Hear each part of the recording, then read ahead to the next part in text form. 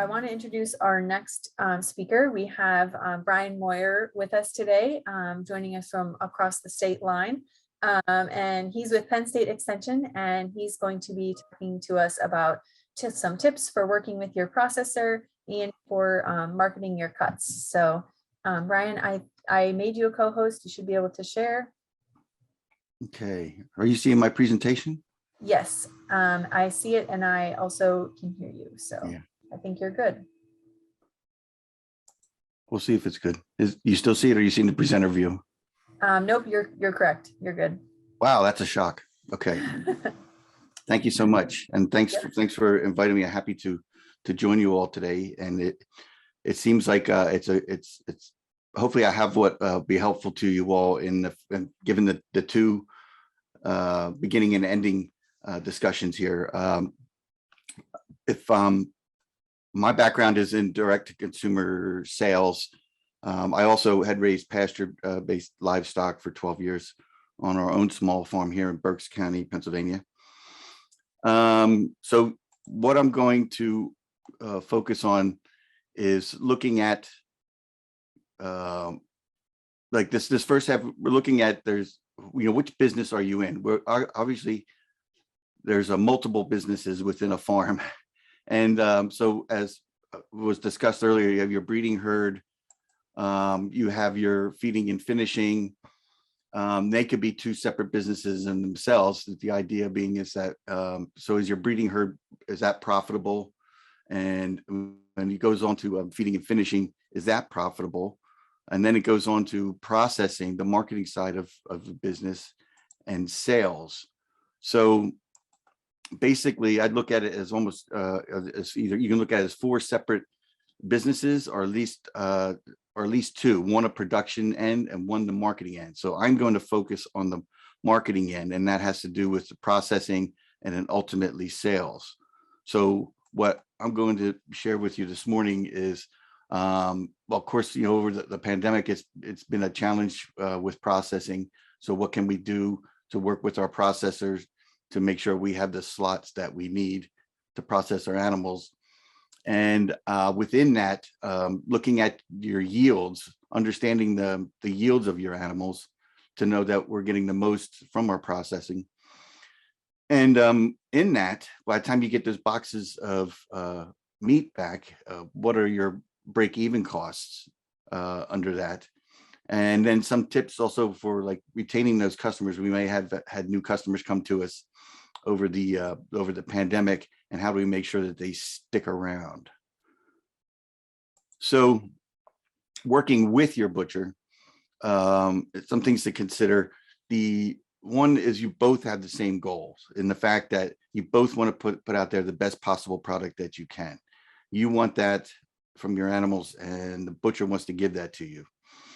If the butcher doesn't want to give that to you, they are not the butcher probably for you. But I would have wanted to assume the best, and that's what they want to do. So in that, what do they need from us? They need us to understand their schedule, when their slaughter days are, when's their busier time of year, when is their slower time of year. In that, like I said, if we know our yields, we know we can work with the processor to make sure we're getting the best product back. And what do they specialize in? So a lot of butchers have something that they really like to do. A butcher I used to use for my pork, one, he liked working with pigs. Two, he liked making sausages, and made many different kinds of sausages. So I could have almost a specialty product that I could offer that maybe others didn't have if they didn't use that butcher. And at the end of the day, cookies are nice. Everybody likes cookies. Take them some cookies, make a friend.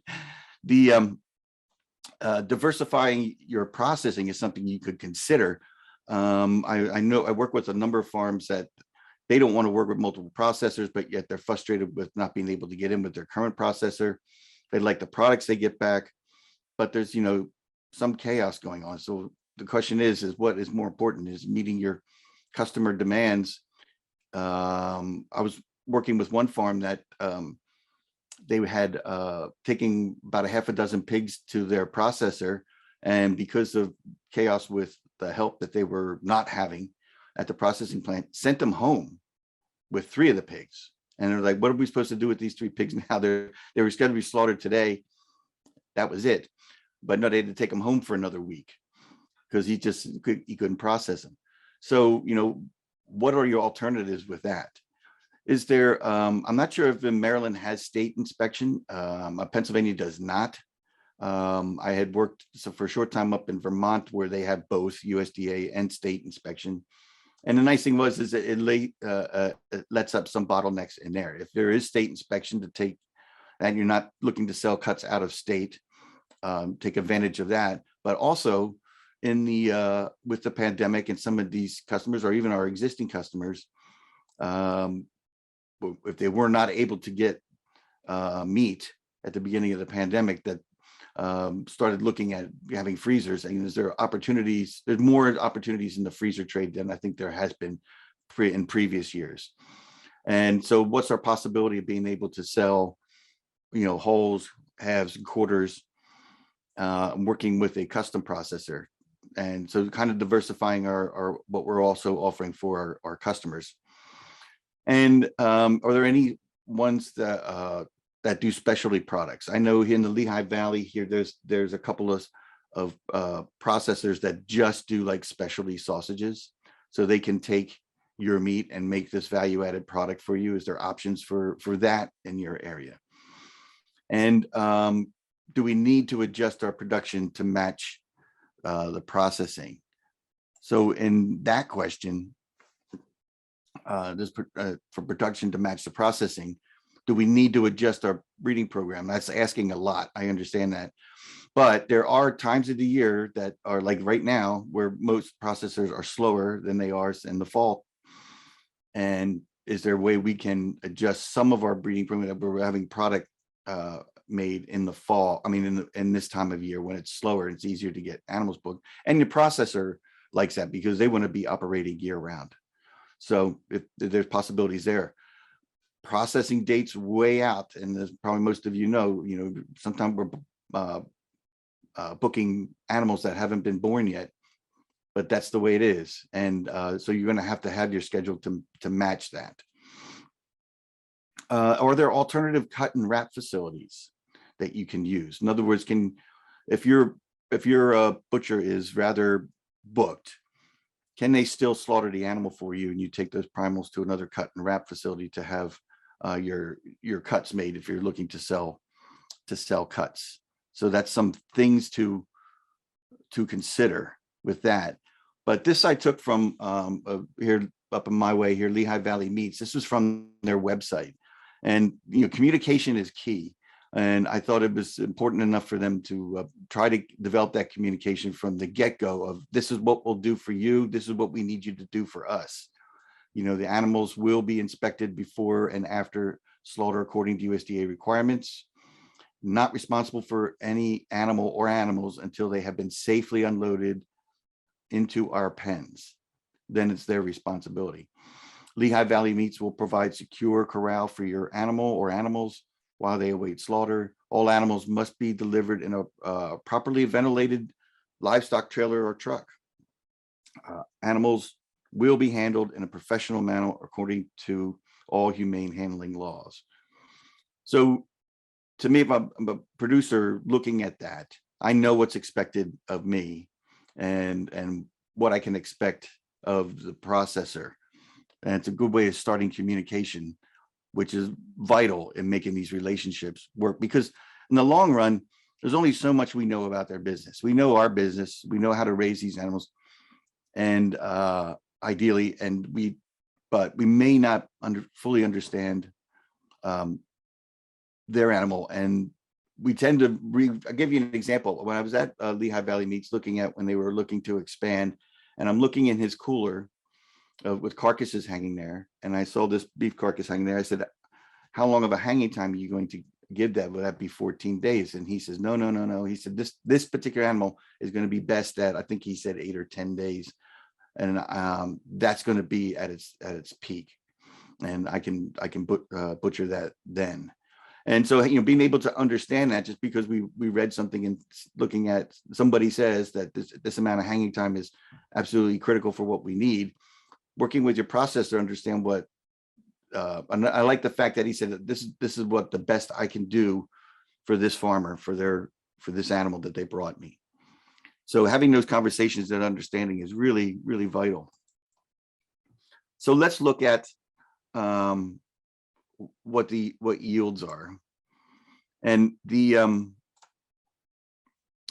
know what our cost of production is ideally, and it will depend on many variety of things, right? Depends on what kind of animal we're slaughtering, what breed it is, how do we raise it, but we need to know our cost of production was when we decided that animal is ready for slaughter, because we're going to work through a couple of things here so you can understand your break-even cost. But first, we're going to look at just some average yields, realizing that there are differences between breeds and whatnot. So the numbers I post here may not be your numbers, but it's a place to start, and on average. And these, what I'm going to go through here was developed by the late Professor Chris Rains, who had a document called "The Butcher Stole My Meat," or "Stole Your Meat," and explaining these yields. So if we start off, we're going to look at three different things. We're going to look at pork, beef, and lamb.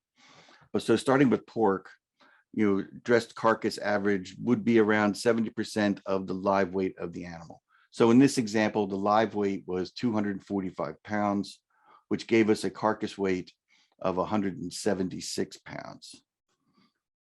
So from that, we're going to, our cut and wrap looks like for a boneless, expect no more than 75, or I'm sorry, for bone in, expect no more than 75 to 80% of the carcass weight back as meat. For boneless, 65 to 70% of the carcass weight. So we have a carcass weight of 176 pounds, and boneless pork, you get 123 pounds of product back. So now if we move on to beef, the average dressing percentage for cattle is 62%. So in this example, a live weight of 1,312 pounds with a dressing percentage of 60% gives us 787 pounds. And then here again from cut and wrap, 60 to 70% with bone in of the carcass weight back, and for boneless 55 to 60%. So for this one, 787 pounds, and when we get those boxes back, it'd be of boneless beef would be 472 pounds of product. And lamb, you got a live weight of 127 pounds, you get about a 50% dress percentage, in this case 52%, and a 66 pounds carcass weight. And from that, you could expect about 50 pounds of cuts back out of that, with a 70 to 75% yield from the carcass weight to cuts. So we want to know when we get those boxes back, what was our break even? If our production costs were say $1.35 a pound, by the time that animal goes to slaughter, when you get those boxes back, there's costs all along there. And how do we figure that out? There's because everywhere there's loss in by the time you get it down to cuts of meat. So what does that look like? And this example, we're going to say it's a grass-fed Angus, hanging carcass weight of 58% of live weight. So let's say our beef costs of production were $1.35 per pound. If we take that $1.35 per pound cost of production of the live animal and divide that by 58%, which is our yield, to the hanging yield, we get a new break-even cost of $2.35 per pound. Now we take our carcass to wrapped cuts of meat. There's usually a processing fee from a butcher, so we need to add that to our cost. So in this case, you get 65 cents per pound. So our new cost is $2.98 per pound. That's our new break even. Now, if you recall, our final amount of sellable product would be about around 65% of the carcass weight. So we divide $2.98 by 65%, which now gives us a new break-even cost price of $4.58 per pound. And I have a worksheet here that I can you can have access to, that you can do this for your own animals here. So from that, so that's our break even, right? We got these boxes of meat back, and we need to, on average, have a cost of our break even is $4.58 per pound. That's what we need to get back to break even once all that is said and done and is sold. But hey, we need to make a profit, or I'd like to make a profit, not just break even. So let's say we want to have we need to make 25% profit margin on that steer.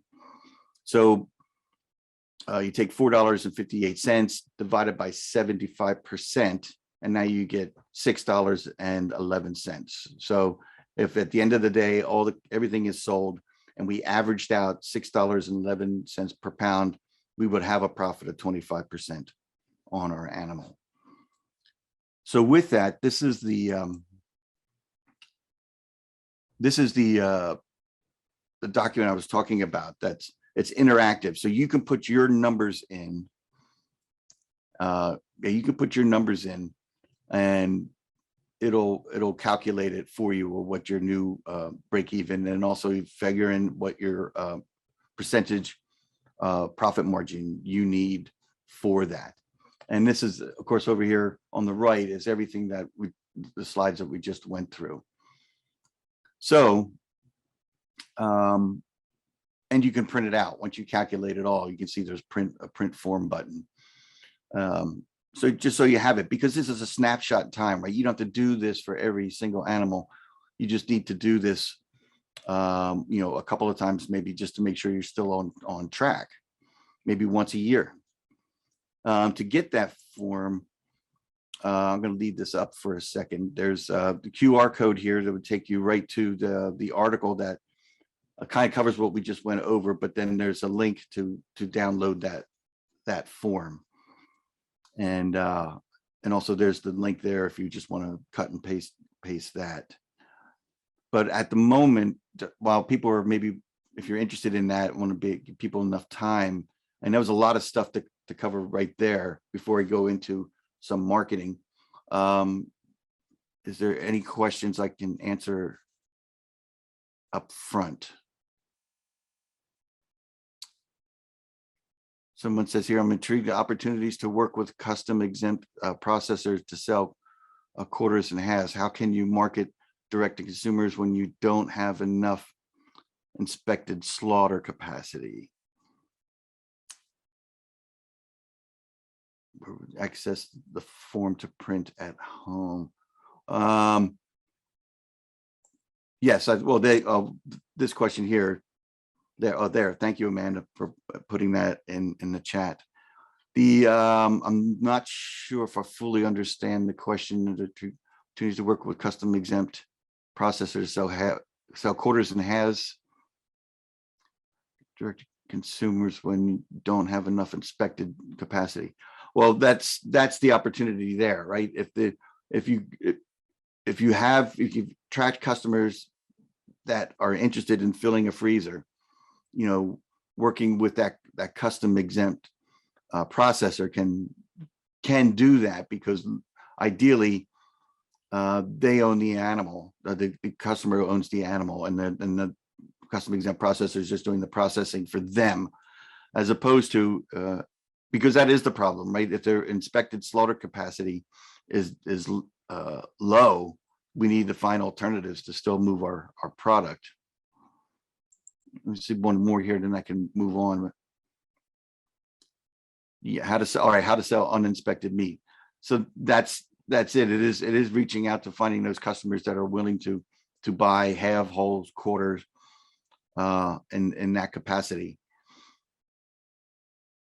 And also ideally, it could save them money because they're basically, from a customer standpoint, they're paying the processing fees. And so actually it'd be cheaper for them and ideally still profitable for you. I'm going to move to the next slide and I'm going to address these at the end, because also I want to give people to a chance to look at this one. If you don't have it, I found this guide to meat poultry processing regulations in Maryland. And here again, there's the QR code. And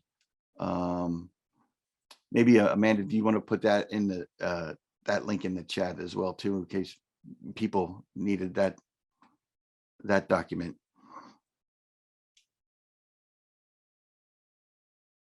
So understanding what processing, what you can and can't do in your own particular state is really, really critical, because it is different everywhere. In Pennsylvania, probably about 60 years ago, just threw up its hands and deferred everything to the federal government from that goes. And our Department of Agriculture basically focuses on sanitation. So they're inspecting facilities for sanitation, but everything else is left for federal inspection. So let's look at some of the marketing side of this. And briefly, because I want to focus on, I don't know that enough attention is being paid to those new customers that we gained over the last 2 years, if you have gained them, or how do you find them? Because it's critical to be able to keep them, right? There are a lot of folks have just gone back when they found the stuff in the store, they've gone back to the store. But a number have been able to stay because they also found that the quality was better, being able to buy it direct from the producer. So how do we make sure that they stay around? Well, starting off, we got to understand who these customers are, and how do we reach them with the 4 P's of marketing, always keeping in mind, which you may be familiar with: product, place, price, and promotion. With the idea being is that product, what is it that we're trying to sell? And the place, where in the marketplace are we going to offer this product? Like a farmer's market, is it CSA, is it restaurants, all the above? At what price point are we offering the product? And how are we going to let the public know what we are offering? So to help us answer the 4 P's question, we need to know who our potential customers are. And are we offering a product that might be a little more expensive than what they can find in the grocery store? Is it unique? Is it a value-added product? If so, it may dictate the place where we are going to offer it and where we're going to promote it. So with that, there's this company called the Hartman Group, and they do research on consumer purchasing behavior, particularly around the idea of sustainability, purchasing habits with focus on sustainability. And I apologize that this is really difficult to read, but I'm gonna explain it out a little bit. It's basically just describing what these different consumer portions are, as they call food segmentation. So in the idea of folks looking to purchase food, what's their price sensitivity, that they aspire to eat better, and some have a passion for all things food. And so in those customer bases, like 13% of these, what they call the core, you've maybe heard the term that like 10% of your customers will drive 90% of your business.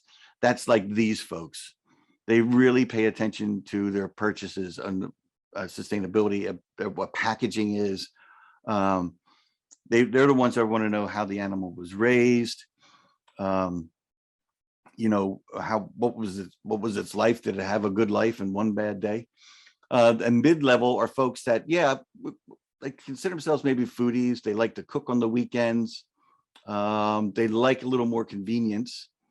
They may not actively go out and search stuff that much as the core group is, but this is 60%. of those consumers are, if you can get in their purview, your chances are you're going to get them as customers. The periphery folks are the folks that it's got to be super convenient. It's got to be similar to what they're used to buying, that in price and in quality. So they're not necessarily super sensitive to it. I can remember seeing a farmer telling me when they get into direct marketing, they get really excited about how they were doing things, and they were talking about how they're doing their pasture poultry and the feed that they were using and everything. And the customer just eyes glazed over and said, "Look, we just buy your chicken because it tastes so good." So there's that. So that person was not a core customer. It was more of a mid-level customer, really appreciated the quality, would still come and buy the product, but really didn't care about those other details. They were just really happy with the quality product that they were offering. And in that, so that's being sensitive to why your customers buy from you. And in these food segmentation groups, this is the kind of language that they were used when they focus grouped them. Transparency. They want to know, and the authenticity. They want to know that, what you are offering is what what you're saying it is. It is.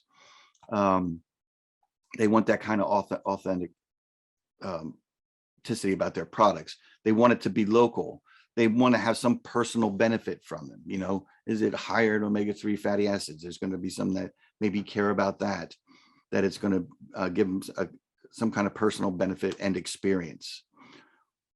So that could be key when you're creating whatever marketing materials for a website, brochures, what have you, signage at a farmer's market. We're a subculture, so we're not always speaking the language of what the general public speaks. But when it considers just talking about food, but it's good to know so you can reflect those values to attract these customers, more these mid-level and core customers. And so who are the demographics of those kinds of folks? Well, it still might be as what you might suspect.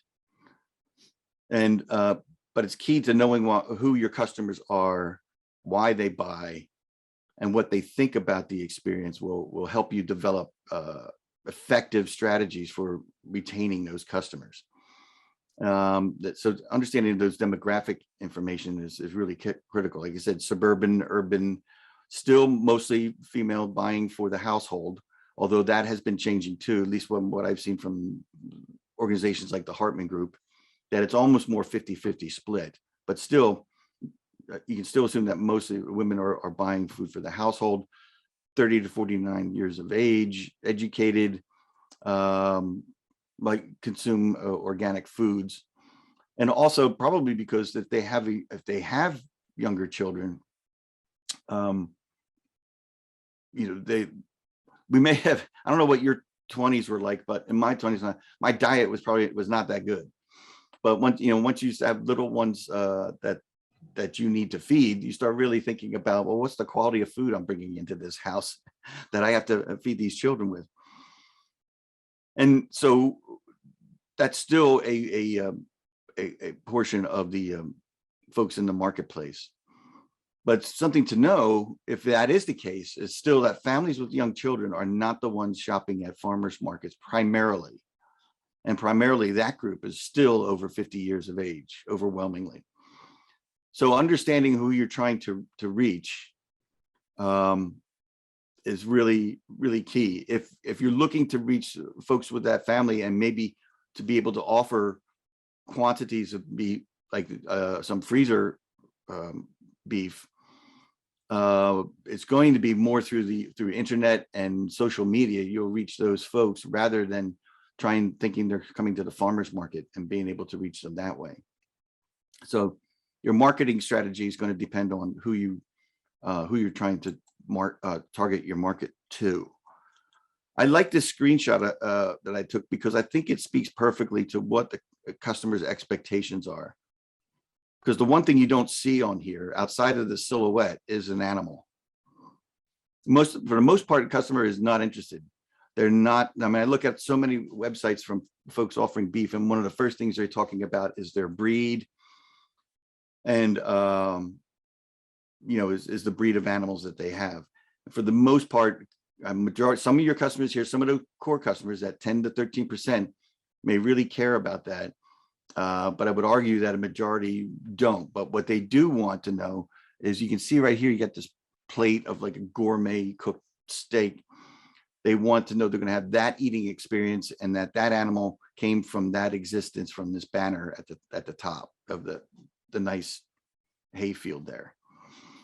So that's understanding those kinds of things of what your customer expectations are, and then you can use those value communication tools.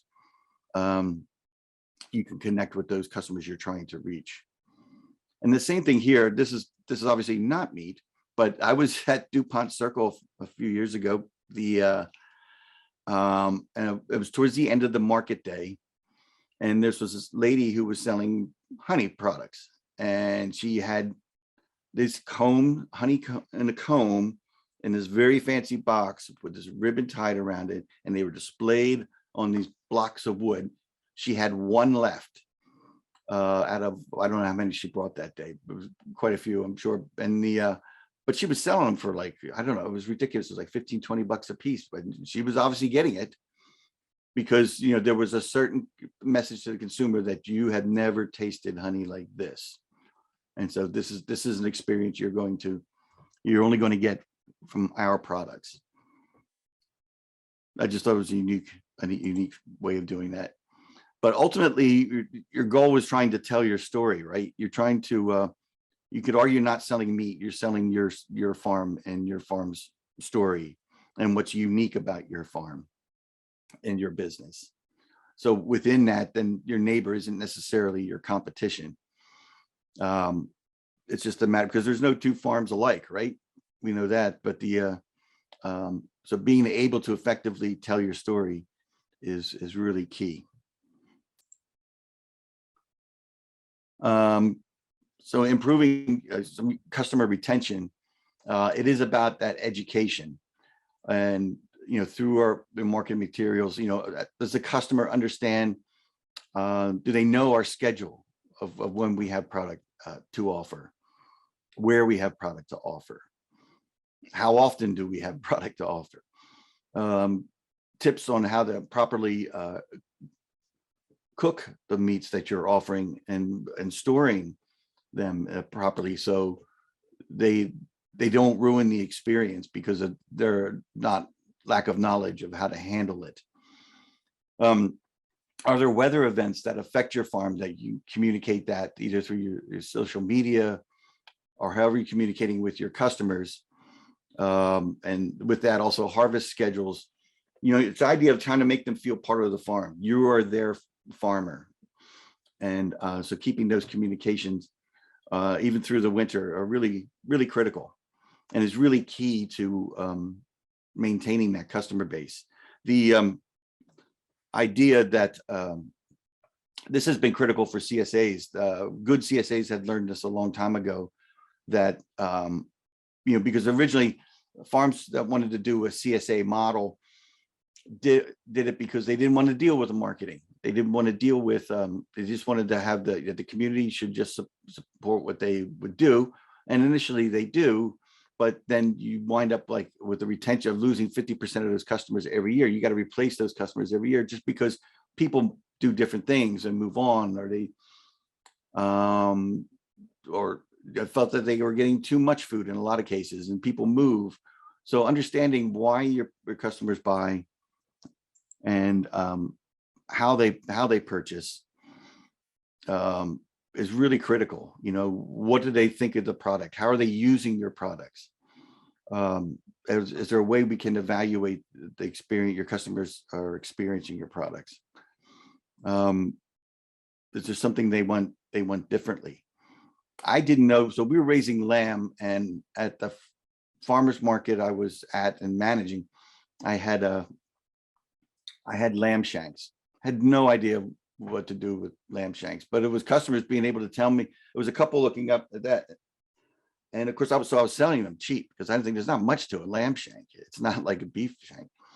And they said, "Ooh, asabuku. What is asabuku?" And when they just explained to me what it was. And I went back and did some research. I found I could raise my price of what I would sell them for and offer it as asabuku instead of just lamb shanks. Which is a good thing about farmers markets. They can be test grounds for the instant focus groups for your products. So with that, that's what I had to offer. And I'm happy to take some questions or see if there are ones in the chat here. All right, thank you, Brian. I am going to quick check the chat. So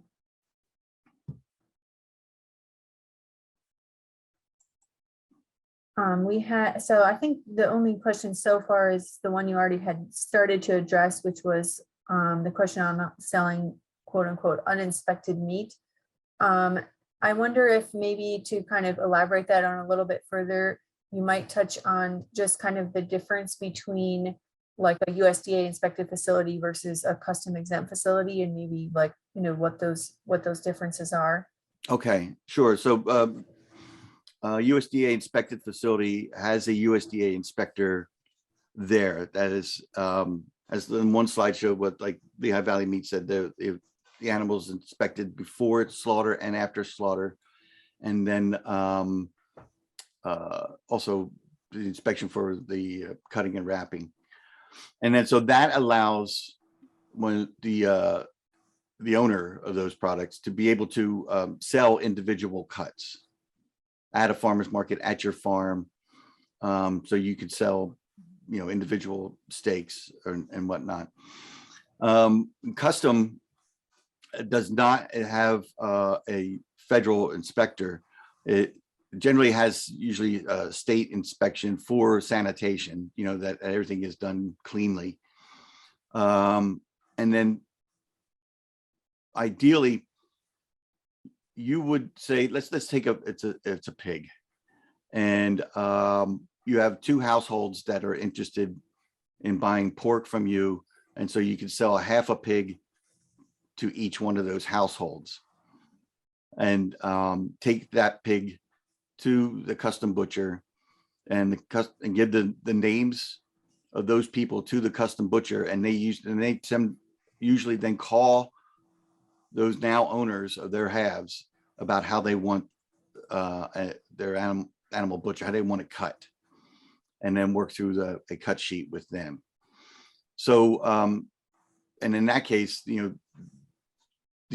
customer already owns the animal and owns the product, and you're just basically delivering it to the processor and picking it up from there. Or in some cases, the customers can pick it up directly from the custom processor.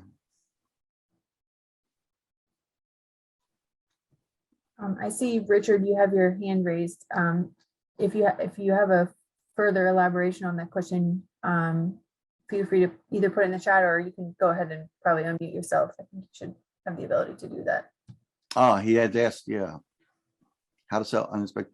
Must you sell the live weight? I think that's the only way you could do it. For going with a custom processor, they can give you, or the hanging weight. Usually it's from the hanging weight. The butcher will inform you what the hanging weight is, and then basically what most people do it. You're getting a obviously the customer can't pay for the whole animal because they don't know what the hanging weight is yet, but we would just generally get a good deposit on it, and that way you also know they're going to pick it up because they already paid money on it. But you'll get the hanging weight from the custom processor of that, and then whatever you're charging for hanging weight. So if you're using that form that I had, you could figure out what your per pound cost of production, and then what the hanging weight is, so you know what to charge for the animal, because you would still have that if I'm using that $1.35 a pound and you got a hanging weight, now your cost of production is $2.33 a pound. Then you can still tack on the 25% profit on that. So you're still making a profit on the animal, because the customer is then paying for the rest of the processing fees of cutting and wrapping. I hope that makes sense. So if I may, the challenge that I see is being able to achieve that 25% profit margin when you're having to sell the animals on the hoof, live weight, because auction, most consumers that would want to do their due diligence would be looking to see, well, what's the live animal selling for at the auction? And when a farmer is trying to ask a price to achieve that 25% profit margin, then the consumers say, well, why are you asking so much more than what market value is? And I think that what farmers whose only opportunity is to sell using custom exempt processors, because of the lack of enough capacity, inspected capacity, those farmers really need some help from compliance officers on what is the acceptable format for how you can avoid being out of compliance or being liable. Yeah. But to back up to the auction question, I question how many consumers actually have the capacity and understand how the auction works, because that's a whole subculture in itself. And then two, how are they going to transport the animal to the from the auction? Ideally, if it was going to the auction, right to the custom processor. So you could argue that my 25% profit margin in there is making up that difference. I'm hauling this around for you, and also working with the processor so you get what you want to get back. So I think it can be done. It's just finding the customer base to do that, where you're going to reach them. But yeah, the inspected processing capacity is a problem everywhere. I know in Pennsylvania, we had our Pennsylvania Farm Bill was trying to do that with some small grant fundings for looking for those custom processors that are looking, maybe interested in becoming an inspected facility and helping them with the costs of that.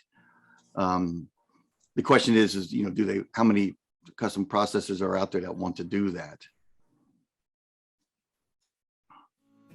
Thanks, Brian.